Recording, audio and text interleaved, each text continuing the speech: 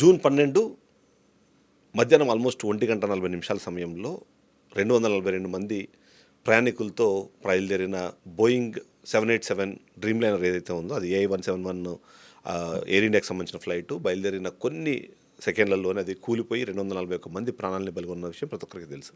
అయితే అప్పటి నుంచి ఎవరికి వాళ్ళు తమదైన శైలిలో దాన్ని విశదీకరించే ప్రయత్నం చేస్తున్నారు, అంతేకాకుండా విశ్లేషించే ప్రయత్నం చేస్తున్నారు. అసలు యాక్సిడెంట్ ఎందుకు జరిగింది, 241 మంది ప్రాణాలు కోల్పోవడానికి కారణం ఎవరు, లేదా కారణం ఏంటి?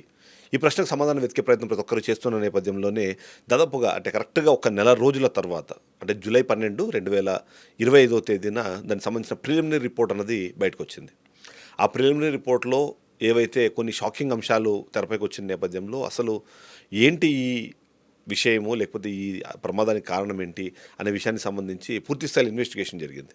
ఎందుకంటే మనందరికీ తెలుసు, ఒక్కసారి ఇలాంటి యాక్సిడెంట్ జరిగింది అనగానే యాక్సిడెంట్లో మొదటగా ప్రతి ఒక్కరు ఎక్స్పెక్ట్ చేసింది ఏదైతే అక్కడ బ్లాక్ బాక్స్ ఏదైతే ఉందో, కాక్పిట్ వాయిస్ రికార్డర్ కానివ్వండి, మిగిలిన ఏవైతే ఉన్నాయో దానికి సంబంధించిన డేటాను అనలైజ్ చేసిన తర్వాత ఆ డేటాలో లాస్ట్ సెకండ్ వరకు ఇద్దరు పైలట్ల మధ్యలో జరిగిన సంభాషణను బేస్ చేసుకొని అసలు ఏం జరిగే అవకాశం ఉంది అన్న దాన్ని అంటే ఇన్వెస్టిగేట్ చేయడానికి అది హెల్ప్ అవుతుంది అన్నది ప్రొక్కర్ చేశారు.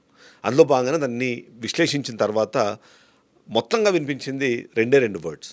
ఒకటి, ఒక పైలట్, ఆ పైలట్ ఎవరంటే సుమిత్ సబర్వాల్, ఫస్ట్ పైలట్ ఆయన అయితే ఉన్నారో ఆయన ఒక క్వశ్చన్ అడుగుతున్నారు, ఎందుకు నువ్వు ఫ్యూయల్ని కట్ ఆఫ్ చేసావు అని. దాని వెంటనే క్లైవ్ కుందర్ అని, అంటే పక్కనే కూర్చున్న వ్యక్తి ఎవరైతే క్లైవ్ కుందర్ వెంటనే చెప్తాడు అది నేను చేయలేదు అని.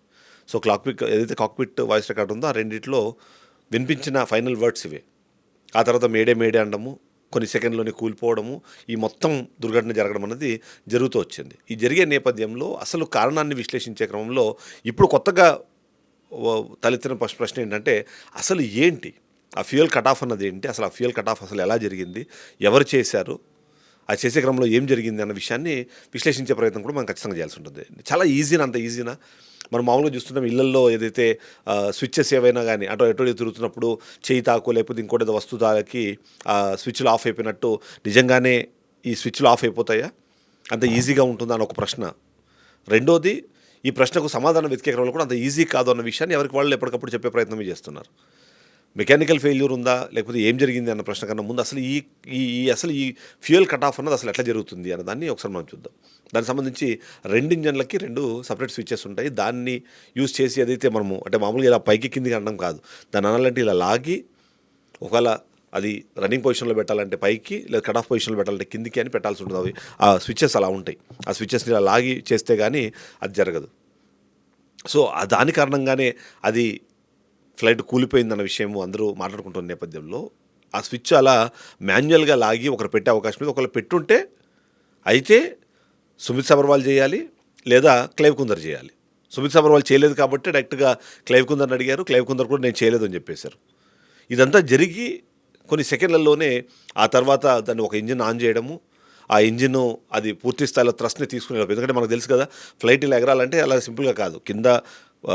ఏదైతే కింద రన్వే ఉందో రన్వేలో చాలా అంటే దాదాపుగా 300-350 కిలోమీటర్ల స్పీడ్ తీసుకున్న తర్వాత పక్కన ప్లేన్స్ ఉంటాయి, వాటిని లేపితే దానివల్ల ఇది లేస్తుంది. ఆ తర్వాత ఇంజిన్లు క్రియేట్ చేసే ఆ థ్రస్ట్ వల్ల అది వెళ్ళిపోతుంది. అయితే 2 ఇంజిన్లు పనిచేయాలన్నది మ్యాండేటరీ కాదు, బట్ 2 ఇంజిన్లు వాడతారు. ఒక్క ఇంజిన్ పనిచేసినా సరే ఇది థ్రస్ట్ అందుకొని ఇది ఫ్లైట్ వెళ్ళిపోతుంటుంది. కానీ ఇక్కడ 2 ఇంజిన్లు ఫెయిల్ అవ్వడము, 2 ఇంజిన్లు ఫెయిల్ అయ్యేలాగా ఆ ఫ్యూయల్ కట్ ఆఫ్ బటన్ ఏదైతే ఉందో దాన్ని పుష్ బ్యాక్ చేసి దాన్ని కట్ ఆఫ్ పొజిషన్లో పెట్టారు అన్నదే ఇక్కడ వినిపిస్తుంది. ఈ నేపథ్యంలో అసలు ఏం జరిగింది, దీని మీద నిజంగానే ఇన్వెస్టిగేషన్ సరిగ్గా జరిగిందా లేదన్న ఒక ప్రశ్న కూడా చాలామంది ఉండదు. అయితే ఇక్కడ మాత్రం మనం ఖచ్చితంగా గుర్తుపెట్టుకోవాల్సిన అంత ఈజీగా జరిగే ఇన్వెస్టిగేషన్ కాదు.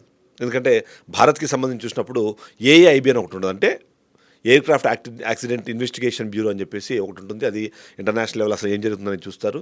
ఇక మన డీజీసీఏ దీనిలో ఇన్వాల్వ్ అవుతుంది. అంతేకాకుండా నేషనల్ ట్రాన్స్పోర్ట్ సేఫ్టీ బోర్డ్ అని ఒకటి ఉంటుంది, ఇది కూడా ఇందులో ఇన్వాల్వ్ అయింది. అంతేకాకుండా బోయింగ్ ఏదైతే తయారు చేస్తుందో జీ ఎయిర్ స్పేస్ అనే కంపెనీ ఏదైతుందో ఈ 4 కలిసి మొత్తాన్ని విశ్లేషించి ఈ ప్రిలిమినరీ రిపోర్ట్ మాత్రము ఖచ్చితంగా ఆ ఇంజిన్లకి సంబంధించిన ఏదైతే ఫ్యూయల్ కట్ ఆఫ్ ఉందో ఆ ఫ్యూయల్ కట్ ఆఫ్ వల్లనే ఇది జరిగింది అన్నది ఒక డెసిషన్ అయితే వచ్చేసింది.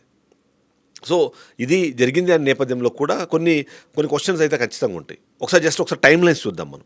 ఎందుకంటే ఇలాంటిది ఏదైనా జరిగినప్పుడు ఏదైతే ర్యామ్ ఏ టర్బైన్ ఏదైతే ఉందో అంటే ర్యామ్ ఏదైతే ర్యాట్ ఏదైతే ఉందో ర్యాట్ వెంటనే యాక్టివేట్ అవ్వాలి.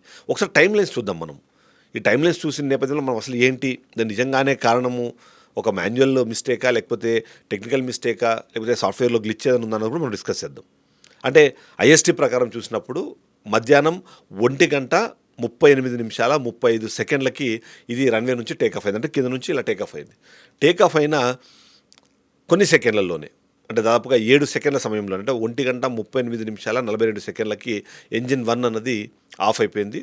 ఆ తర్వాత 1-2 సెకండ్లలోనే రెండో ఇంజిన్ కూడా ఆఫ్ అయిపోయింది. అంటే ఈ థ్రస్ట్ అందుకోవాల్సిన అవసరం ఉన్న నేపథ్యంలో ఇది థ్రస్ట్ అందుకోకపోవడం కానీ రెండు ఇంజిన్లు ఆఫ్ అయిపోవడము, దాన్ని ఈయన గమనించడం, ప్రశ్నించిన తర్వాత ఒక ఇంజిన్ ఆన్ చేసే ప్రయత్నం చేయడము, అది ఇంజిన్ ఆన్ అయిన తర్వాత కూడా పూర్తి థ్రస్ట్ను తీసుకోలేకపోవడము, ఇదే సందర్భంలో ర్యాట్ యాక్టివేట్ అయినా సరే పెద్దగా ప్రయోజనం లేకపోవడం, ఇవన్నీ అన్నది కంటిన్యూస్గా ఒకదాని తర్వాత ఒకటి కంటిన్యూస్గా జస్ట్ సెకండ్స్ టైంలోనే జరిగిపోయింది. అందువల్లనే ఏదైతే టేకాఫ్ అయిన 1 మినిట్ లోపే, దాదాపు 40-45 సెకండ్ల లోపే ఈ ఫ్లైట్ కూలిపోయింది. దాని ద్వారానే ఈ 241 మంది చనిపోయారు అన్నది మనకు తెలుస్తుంది. సో ఇది కేవలం ప్రిలిమినరీ రిపోర్ట్ మాత్రమే. ఈ ప్రిలిమినరీ రిపోర్ట్తో మనం ఇప్పటికే వెంటనే ఇది ఖచ్చితంగా పైలట్ల తప్పిదం వల్ల జరిగింది అని మనం విశ్లేషించట్లేదు. ఎందుకంటే దానికి ఫైనల్ రిపోర్ట్ రావాలంటే సంవత్సరం టైం ఉంటుంది. అంటే జూన్ 12, 2026 వరకు ఈ ఫైనల్ రిపోర్ట్ అనేది సబ్మిట్ చేయడానికి వాళ్ళకి టైం ఉంటుంది. ఈ నేపథ్యంలో బోయింగ్ వాళ్ళని పిలిపిస్తారు. ఎందుకంటే సింపుల్గా ఇప్పటికే మనం తెలుసు, ఇంటర్నేషనల్ మీడియా ఏదైతే ఈ బోయింగ్ని కాపాడే నేపథ్యం కానివ్వండి, లేకపోతే బోయింగ్ది తప్పు లేదని చెప్పే ప్రయత్నంలో కానివ్వండి, ఒక వర్షన్ అయితే తెరపైకి తీసుకొచ్చే ప్రయత్నం చేస్తే అది పైలట్ల తప్పు, పైలట్లు ఎవరో ఒకరు దాన్ని కట్ ఆఫ్ పొజిషన్లో పెట్టారు, అందువల్ల అది జరిగిందని. కానీ పైలట్గా ట్రైనింగ్ తీసుకునే వాళ్ళు మేబీ మనం జనరలైజ్ చేసేటప్పుడు ఫ్లైట్ని నడిపే డ్రైవర్ అని మనం అంటుండొచ్చు, కానీ బట్ పైలట్ది అలా కాదు. పైలట్ కేవలము ఈ ఫ్లైట్ని సేఫ్గా తీసుకెళ్లడంతో పాటు దాదాపుగా 200-300 మందిని వాళ్ళు సేఫ్గా తీసుకెళ్లాల్సిన బాధ్యత వాళ్ళది ఉంటుంది. అంతేకాకుండా వాళ్ళతో పాటు వీళ్ళ ప్రాణాలు కూడా పోయే అవకాశం ఉంటుంది. కాబట్టి దాని మీద వాళ్ళు కాన్సన్ట్రేట్ చేయాలి. అండ్ ఎక్స్టెన్సివ్ ఫ్లై అవర్స్ ఉన్న తర్వాత మాత్రమే వాళ్ళకు ఫ్లైట్కి ఒక ఇన్ఛార్జ్గా ఇవ్వడం కానివ్వండి, లేకపోతే ఫస్ట్ పైలట్గా అంటే క్యాప్టెన్గా ఇవ్వడం కానివ్వండి, ఇవన్నీ జరగాలి అంటే చాలా వర్కౌట్ అవుతుంది. ఆ తర్వాతనే వాళ్ళకి ఆ రెస్పాన్సిబిలిటీ అనేది వస్తుంది. కాబట్టి ఏదో సింపుల్గా అలా వెళ్తున్నప్పుడు, ఎందుకు అంటే మనము మామూలుగా పైలట్గా ఉన్న వాళ్ళని మాట్లాడినప్పుడు ఏంటంటే వాళ్ళకి చాలా క్లియర్ ఇన్స్ట్రక్షన్స్ ఉంటాయి. అంతేకాకుండా ఏదైతే ఏటీసీతో మాట్లాడుకొని వీళ్ళు చేసే నేపథ్యంలో అంతకన్నా ముందే వీళ్ళకి ట్రబుల్ షూటింగ్ మీద కూడా పూర్తి స్థాయిలో వీళ్ళకు ట్రైనింగ్ ఇస్తారు. ఎందుకంటే ఒక్కసారిగా పైకి వెళ్ళే క్రమంలో ఏదైనా జరిగినా, వెళ్ళిన తర్వాత ఏమైనా జరిగినా, ఆన్ ఎయిర్లో ఉన్నప్పుడు ఏమైనా జరిగినా, ఇప్పుడు మనం మాట్లాడుకున్నప్పుడు ఫ్యూయల్ కట్ ఆఫ్ అన్నది ఎప్పుడు చేస్తారు? ఏదైనా సరే అంటే ఆల్రెడీ గాల్లో ఉన్నప్పుడు, లేకపోతే ఆ ప్రయాణంలో ఉన్నప్పుడు ఎప్పుడైనా కానీ ఏదైనా ఫైర్ యాక్సిడెంట్ లాంటివి జరిగి అది ఇంజిన్కి రాకుండా, ఈ ఫ్యూయల్ ద్వారా ఇంజిన్కి రాకుండా ఆపాలనుకున్నప్పుడు ఈ ఫ్యూయల్ కట్ ఆఫ్ అన్నది మారుతారు. ఇలాంటి ఎన్నో ట్రిక్స్, టిప్స్ ఏవైతే ఉంటాయో వాళ్ళకి పైలట్లకు తెలుసు. కాబట్టి అంత ఎక్స్టెన్సివ్గా వాళ్ళకు ఆ ట్రైనింగ్ అయిన తర్వాత మాత్రమే వాళ్ళకి ఫ్లైట్కి పర్మిషన్ ఇస్తుంటారు. దీంతో ఏటీసీ ఎప్పటికప్పుడు వాళ్ళకి సజెస్ట్ చేస్తుంది. ఎందుకంటే ప్రతి ఫ్లైట్కి సంబంధించిన యూజర్ మాన్యువల్, దాంట్లో ఉన్న ట్రబుల్ షూటింగ్, ఇవన్నీ కూడా ఏటీసీ వాళ్ళకి పూర్తి స్థాయి సమాచారం ఉంటుంది. కాబట్టి ఎప్పుడైతే వీళ్ళు సమస్య వచ్చిందో, ఒకవేళ అంటే మనం మేడే లాంటి కాల్స్ అయితే పెద్దగా ఏం చేసేది లేదు. ఎందుకంటే వీళ్ళు ఆల్రెడీ ఒక ఫ్లైట్ ఎగురుతుంది, వాళ్ళు జస్ట్ ఫ్లైట్ నెంబర్ AI-171 అని చెప్పగానే వీళ్ళ దగ్గర కొట్టగానే మొత్తం ఇన్ఫర్మేషన్ వచ్చేస్తుంది. అది ఏ ఫ్లైట్ ఏంటి, మేక్ ఏంటి, ఏ ఇంజిన్ ఉంది, ఎక్కడి నుంచి అక్కడ ఏంటి అనేది మొత్తం ఇన్ఫర్మేషన్ ఉంటుంది. కాబట్టి వాళ్ళు వెంటనే కొన్ని నిమిషాల వ్యవధిలో, కొన్ని సందర్భాల్లో సెకండ్ల వ్యవధిలోనే వాళ్ళకు సజెషన్స్ ఇస్తూ పోతారు. అంత స్థాయిలోనే అక్కడ టెక్నీషియన్స్ ఉంటారు, లేదా ఆ ట్రబుల్ షూట్ చేయడానికి ఎవరైతే అక్కడ ఉన్న ఇంజనీర్స్ కానీ వాళ్ళు ఉంటారో వాళ్ళు అంత స్ట్రాంగ్గా, అంత ఫాస్ట్గా ఉంటారు. సో ఇక్కడ జస్ట్ కేవలం ఒక మెకానికల్ ఫెయిల్యూర్ అని చెప్పి దీన్ని చేసే ప్రయత్నం చేయడం అన్న దాన్ని మాత్రం ఎవరు యాక్సెప్ట్ చేసే సిచ్యువేషన్ అయితే ప్రస్తుతం లేదు. అంతేకాకుండా ర్యాట్ ఒకవేళ అది డిప్లాయ్ అయిందంటే దాని మీద కూడా కొన్ని క్వశ్చన్స్ ఉన్నాయి. ఎందుకంటే ఎందుకు అది ర్యాట్ డిప్లాయ్ అయింది? అది ఎలక్ట్రానిక్ ఫెయిల్యూర్ ఉందా, లేకపోతే హైడ్రాలిక్ ఫెయిల్యూర్ ఉందా, లేకపోతే డ్యూయల్ ఇంజిన్ ఫెయిల్యూర్ ఉందా, ఫెయిల్యూర్ అయ్యే క్రమంలో ఏమి జరిగాయని పూర్తి స్థాయిలో అది సమాచారం రావాలని మాత్రం మనం కొద్ది రోజులు వెయిట్ చేస్తుంది. ఆల్మోస్ట్ జూన్ 12, 2026 మధ్యలో వస్తుంది. అంతలోపు ఎప్పటికప్పుడు ఇన్ఫర్మేషన్ ఏదైనా వస్తుంటుంది. కానీ ఈ సందర్భంలో ప్రతి ఒక్కరు గుర్తుపెట్టుకోవాల్సింది, ఇంత పెద్ద ఘటన జరగడానికి కారణమైన ఆ ఏదైతే మనం రీజన్ మాట్లాడుకుంటున్నామో ఆ రీజన్ అంత సింపుల్గా జరిగేది కాదు. అది జరిగే క్రమంలో చాలా టెక్నికల్గా కానివ్వండి, చాలా డీపర్ ఇన్వెస్టిగేషన్ జరగాల్సిన అవసరం ఉంది.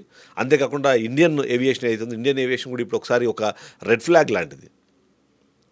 ఒక పైలట్ ఆ ఫ్లైట్లో వెళ్తూ సింపుల్గా కట్ ఆఫ్ చేసి తన ప్రాణాన్ని అంటే చనిపోవడంతో పాటు ఇంతమంది ప్రాణాలు తీసుకెళ్లాలనే ప్రయత్నం ఎవరు చేయరు.